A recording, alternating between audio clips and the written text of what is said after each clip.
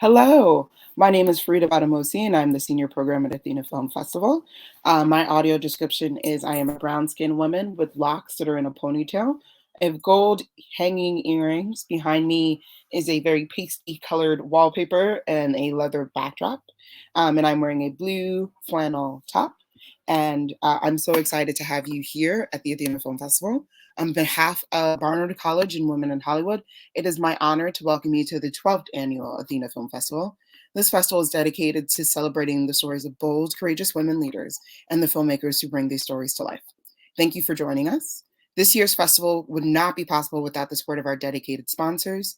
Please join me in thanking Athena's founding sponsor, the Artemis Rising Foundation, and its CEO and founder, Regina K. Scully, whose visionary leadership makes our work possible. To all of our sponsors, whose names you will see before each film and event, thank you for your commitment to challenging our culture to be more inclusive and inspiring audiences in the process.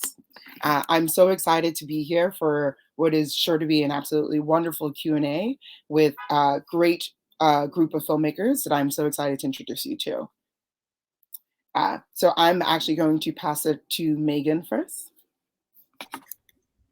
Hello, my name is Megan Hess. I use she and her pronouns, and my film is It's Very Common. My visual description is I am like a grown-up Pippi Longstocking if she had to get like a real job. I have short red hair. I'm in front of a curtain that is supposed to look like a bookshelf. It's not real. There's some film canisters to one side of me, and I'm wearing purple on purple. Yeah, that's everything. Thank you. Sarah?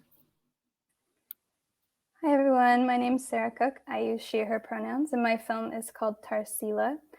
The visual representation of me, sorry, that's my first time doing that. I am a white-skinned woman with brown hair. I'm wearing a tan sweater, and I'm in a large rectangular room with one wall that we painted about a year ago in the height of the boredom of the pandemic that's called Tibetan Orange. I've since heard that painting your room red makes you angry, but it's very relaxing to me. And then Shalise. Hi, everyone. My name is Shalise Haas. I use she, her pronouns. My film is called To the Future with Love. I am a white, pale-skinned woman with curly dark hair and an asymmetrical haircut. I'm wearing red lipstick just for this Q&A. I don't normally, so if you see me licking my teeth, that's why. Behind me is a photograph, a lamp, and a plant. And I'm really delighted to be here. Thank you all so much for joining us here. Maybe I should paint my room red if you find it relaxing, because this color is not working. And my first question for each one of you is kind of like what inspired you to tell your particular story for each one of your films. And I'm going to actually start with Sarah, mixing up the order. Mixing it up. My film was inspired by a desire to dig deeper into an organization that I was really interested in. The organization is called We Do, Women Environment and Development Organization. They're based in New York, and they work with different funders to send women from around the world to the global climate change conferences. So women from everywhere are able to go to this kind of smaller auxiliary meeting and speak about what's happening in their countries. There's a lot of power dynamics, but there's also a lot of gender dynamics. And that's what this group works on most, is helping women find a voice within this very important discussion. So in researching this organization, I just fell in love with all the different women that come and are a part of this process. And my grand vision is to highlight 3 to 5 women who, each from their own country working on a different issue, who then all go to the climate change conference together and record and document that experience and the troubles and excitement and anything interesting that happens to them while at the climate change conferences, which are in themselves, tumultuous and not really working that well right now in terms of getting action on the ground for people who want to see real change. So I think it would be a great feature film in terms of just getting, regular people that I talk to in the States barely even know what the United Nations is. So I think my goal in making the film was kind of to just even know what tools we have to get global change done. So Tarsila is the first foray into this larger film. Tarsila is a Quechua elder from Peru. She's Quechua Chanca. She's from the mountains of Peru, and like most women, many women from her culture, they go and they work in the cities. And so she's spent a lifetime kind of living in two realities, dealing with a lot of racism and just other problems with the way she is. But she's kind of just championed this whole movement. She was part of the Indigenous Rising movement in the 80s, and she started her own organization called Chirapac because she didn't like how so many men were in charge of the Indigenous rights movement, and she didn't like the types of actions they were taking on. So she wanted to spearhead a movement that's now kind of like tapped into this growing gender awareness within Peru around women taking leadership roles to make their communities better and more stable. And so I kind of like am tangentially describing the film now instead of answering your original question. But the inspiration behind making the film is about this much larger piece that I want to make. And Tarsila was the first person I wanted to talk to, mostly because I live in Texas and Peru is the closest of the countries I wanted to go to.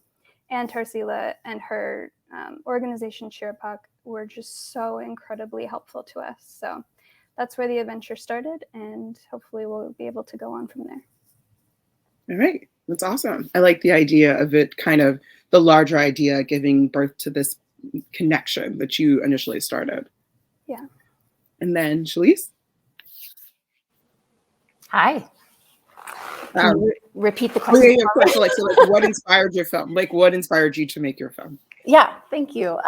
So this film came about through an invitation from California Humanities, a really great group of folks there who were working on a series, or who were commissioning filmmakers to be part of a series about California youth, and partnering filmmakers who were partnering with youth to tell their own stories. And so this was a really wonderful invitation because it was very much explicitly collaborative from the beginning.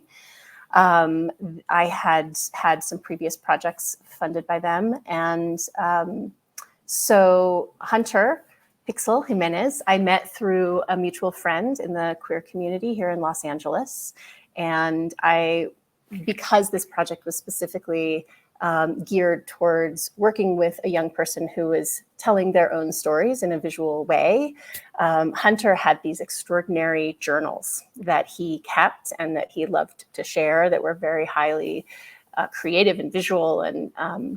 And so this mutual friend of ours said, maybe you want to talk to Hunter and see if he'd be interested in working together on a film. And Hunter was amazing. We had a meeting early on with myself and my editor, Ileana Garcia, and Hunter, and he was really excited about sharing his story. And so the process over a couple of years was one where we worked together to find the story that Hunter wanted to tell. And then because he's an artist, he illustrated each individual piece of his story. So when you see the film, all of these scenes are a collection of images. He illustrated all of those pieces one by one, each palm tree at a time, drew all the people in his life. And then we would put them together in scenes, show them to Hunter, refine them based on his feedback, and then keep going. And it was my first time working in animation in this way. I'd worked in animation in feature docs before, but in a much smaller, shorter capacity. And so this was a fully animated project, and the first time either of us were working that way. So it was really fun to collaborate with both Hunter on his story, but also for both of us to collaborate with animators and with our editor and our composer to make something that really felt like a lot of voices coming together to support Hunter telling his story. Thank you. And then Megan, what inspired your film? My film was sort of ruminating. Well, the world I created it in was ruminating within me for a long time. I wanted there to be more films about queer families, and just sort of like an average well, I guess an exceptional queer family of a collective living and just sort of like chaos in a like full house, but queer. And then I had a miscarriage and I made a lot of really terrible jokes the whole time. And I was like, this isn't landing very well. Nobody likes these jokes. Maybe we should be talking about this more so that these so that my jokes can land. So I wrote this film very quickly, like while um, going through the grief process of having a miscarriage. And I was like, quick, let's make it right now. Cause I had like a weird timeline with when like insurance was going to run out. So within like 6 weeks of like having the miscarriage, we were shooting. And then it was a 1 day shoot. And then we put this film together, which got a little sidetracked in the edit because of the pandemic. But the idea was to tell a story that's not earth-shatteringly sad. And I wanted it to be a comedy. My goal was to make a miscarriage comedy. I've been told it's not funny, so it's not a miscarriage comedy. But I don't know. I think it's a dramedy, and close enough. So yeah. So and since then, I've written the next script in that world. I feel like it could be a series if I had it together to like actually write out a whole series. But I have written the next film in this world about queer second parent adoption stuff. So yeah, so that's where it came from. Nice. Well, not nice. I guess it's a weird, Nice. weird word to use for it. But I mean, I chuckled in parts. So you know, you can call it a dramedy. I kind of wanted, knowing that you shot it so close to when you also suffered your miscarriage.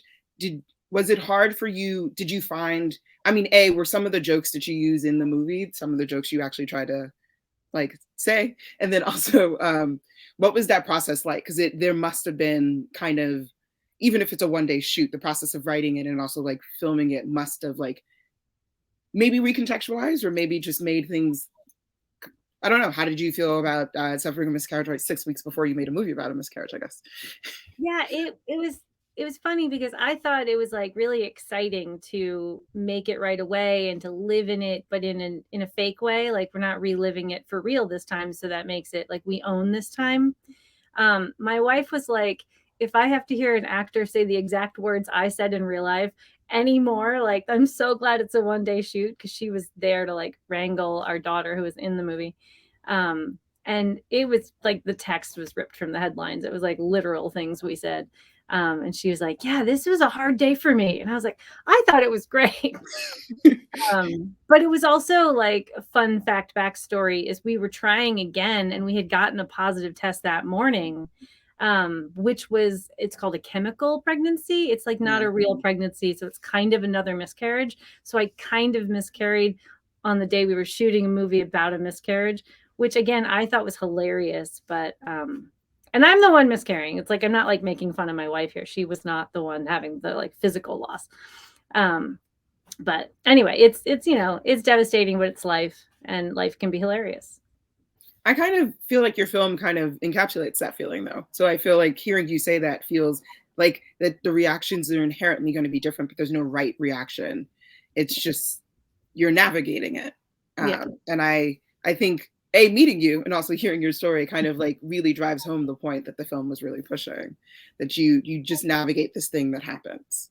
And then I was going to go to Shalise. You kind of like took a lot of my questions in your intro. I was like, you can dig deeper. An animated film, like Hunter wrote and like animated it. What was that process like? But like one of the things that I guess I do kind of want to ask is when you were like, I guess talk a little bit more about that process, because Hunter, I thought it was really interesting that Hunter had animated all of the like had done like I saw the original illustrations by it, so I kind of wanted to know like what was that process like for you, especially since you hadn't done a full short animated film. So like what was that like collaborative process? Have you worked on a film in which you were kind of doing things in collaboration before?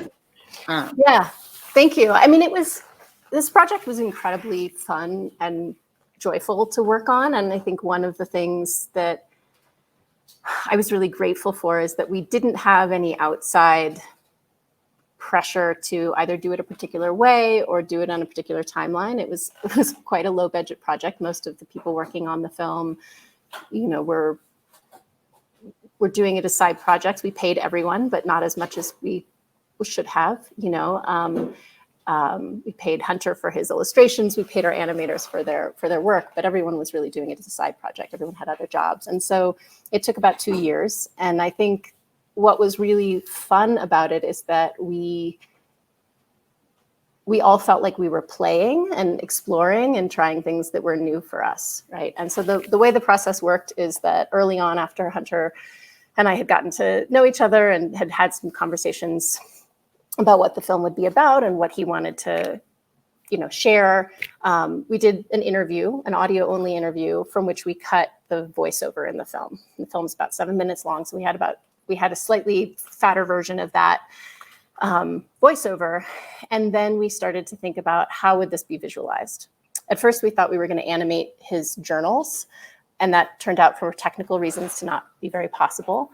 And our animator said, no, we need each individual piece to be able to move independently of the other pieces. And so we invited Hunter. Hunter would come over to our house, usually about once a week, on and off for a long time. And we'd set up an art studio at our dining room table with art supplies. And he would draw all of the people first, all of kind of the avatars of his family and friends, himself, his boyfriend, Damien. And then we would go through that, the script that we'd put together from his interview, and talk about each of those scenes. All right, well, how do you visualize this? So, for example, there's a scene early on where Hunter talks about how his parents had come to the United States and wanted to fit in. And so we had a conversation like, well, what does it mean for your parents to fit in? What does that look like to you? What do you see? And he said, well, my dad really loves cowboy hats and boots and aesthetic. And I said, well, great, let's draw that. And we talked about how, he wanted to draw those things. And I said, okay, can you make them individual pieces? So he would draw a hat, he drew the boots, he drew the pieces. We also talked through a process that you'll notice that the facial expressions change. And so he had drawn individual pieces and then drawn separate facial expressions, so the facial expressions of all the characters could change. And so it was a learning process for us all, but it was also really fun to just kind of, it felt, Hunter at one point said, it sort of felt like a therapeutic process, right? There was kind of this, not intentionally, but I think through the process felt like something he does anyway, which is use art to process his experiences, but in a way that invited him to do it on a very regular basis, and for something that he really is excited about, which is to put his story out into the world, to create an animation, because he loves animation. So that the process was new, and one that I really enjoyed, and I think was only made possible by the kind of freedom of time and freedom from exterior pressures. That makes sense. I feel like you can feel that level, because it feels like a very authentic process as well. Like, it felt like I was not getting any veneer or anything. Like, it felt like I was just hearing their story and hearing this process and feeling how collaborative and feeling how completely involved and how much control they had over their story. I think that totally comes across. You watch that film and you're just like, I'm meeting Hunter. And I think, and sometimes and in animation form, but I'm meeting Hunter. And it's lovely. I'm glad. Can I say one other quick thing as a director, right? Like, as someone who wants to being very aware, right? Like, my lived experience and Hunter's are very different. Like, we're both queer folks from LA and we're friends, but we're not, my lived experience and Hunter's are very different. And so I was really aware of like wanting to figure out what role can I play in this without, while being aware of all of my own blind spots, and not only with Hunter, but with the rest of our team, having a lot of folks who are able to watch and give feedback, but trying to find out, like, how do you midwife something, how do you bring sort of the technical pieces and some of the, working with the composer, some of that stuff without getting in the way too much of trying to choose a story. And that's always an imperfect process. And it's always one that, I think there's always still going to be ways that I'm not able to tell, that it filtered through my lens in some ways, but we practiced that in this process, and I'm, excited to continue to figure out how to do that even better. I think it was done very well. I feel like the authenticity runs throughout the process. So thank you so much for your helping in that process. And then Sarah, one of the things that I found really interesting about your film was that it wasn't just a character study, though Tarsila seems amazing, but it was also focused on how do we actually use the tools that they've learned to actually better our solutions. Like, I really like that the film was simultaneously this character study of this amazing person, but also just like practically, these are things that they are actually doing that we could do better. And I wanted to know when you were thinking about what this film was going to be, and also like when you're thinking about the larger project, like, is that something that's important to you to be able to have a level of like to-dos, I guess, after the film, like things to like be better as you're watching the film? Yeah, absolutely. I think that one of the things that I was thinking about when initially putting together the concept for this film was, how do we take people from feeling overwhelmed and feeling like, I don't know how to jump into this fight, I don't know what else can I do other than, make more informed purchasing decisions. Like, how can I actually help my community in this thing that just feels way out of my control?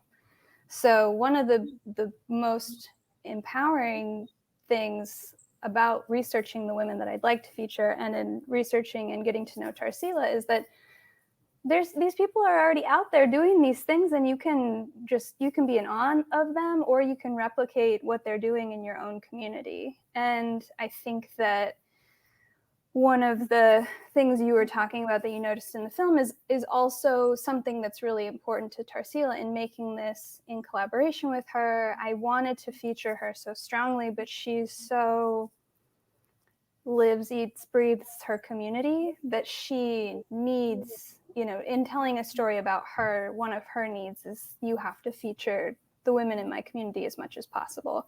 Like, as much as they are people who are all working together, it is really the community that's doing it. And Tarsila is somebody who, because of her life journey, has been able to stand out, and therefore gets speaking engagements and gets invited to things and runs an organization. But there is this whole other piece of it that isn't separate, that is her female community from her home.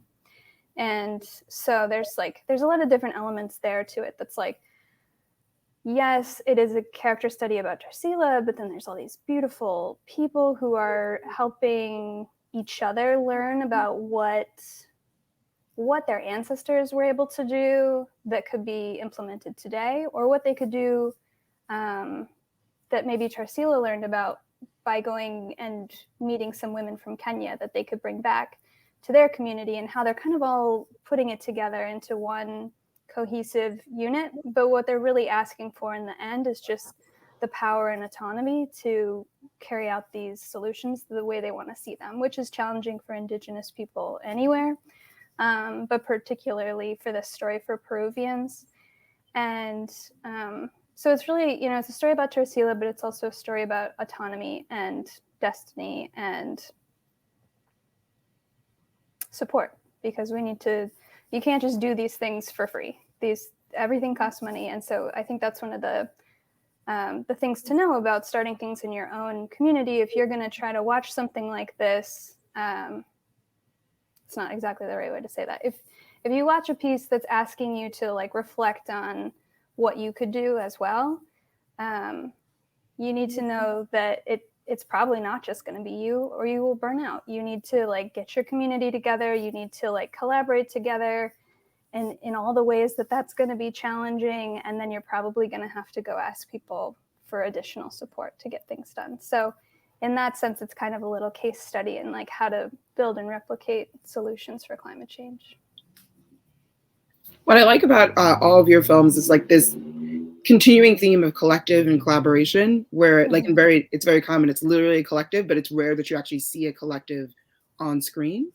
And then with Shalice, you were just talking about how the collaboration process actually built the film in a way that felt authentic. And then you're like, the only way you can tell this person's story is if you tell their full story. And I like the idea that in film, and sometimes when we feature women leaders or women in general in films, that conversation about collaborative spaces or collective spaces is one that is a consistent theme. And I think that it like kind of, that's an interesting thing to take, because like these sound like very different films, but they touch on the same concept either in the making of the films or in the actual context of it. And I think that is important to kind of like take away from that process. We are getting towards the end of our time, so I do want to make sure that I have the opportunity for you all to kind of like shout out what you're doing next. You've all kind of like hinted at things that you're doing next. I want people to be able to follow your work after this. So Megan, you said you're thinking about turning this into a web series and kind of doing another short film that's attached to this? Yeah, I think the plan is to make another short in the same world and just sort of like slow roll it out. When I'm done that one, I'll probably write another one in like 5 years. We'll have a whole actual series of like 8 episodes where like the people age 8 years in the making of the movie of the series. So stay tuned. It's a long haul. But I'm at meganhessfilms.com is my website if you want to see my other work. And I don't know what other screenings are coming up for me, but it's very common. You can Google it. Maybe it'll come up. And love to see And you it's all. at Athena. By the time someone sees this, people will be able to see it at Athena. Yeah, exciting. And then Sarah, you were talking about the possibility of expanding this idea into a larger film. Would you want to like look at Tarsila deeper? Would it be more about connecting Tarsila with other people? Or are you thinking, or you're just kind of like, this was a concept initially and you're going to build from it and see where it goes? A lot of those things are possible avenues. Originally, Tarsila was kind of the pitch. She was going to be the person, the story that kind of allowed us to get more funding to go visit the other women that I had pegged as really exciting people to go see what they were doing in their communities. But the pandemic has kind of put all of that on pause. Even the most recent climate change negotiations, a lot of the countries from the global south, they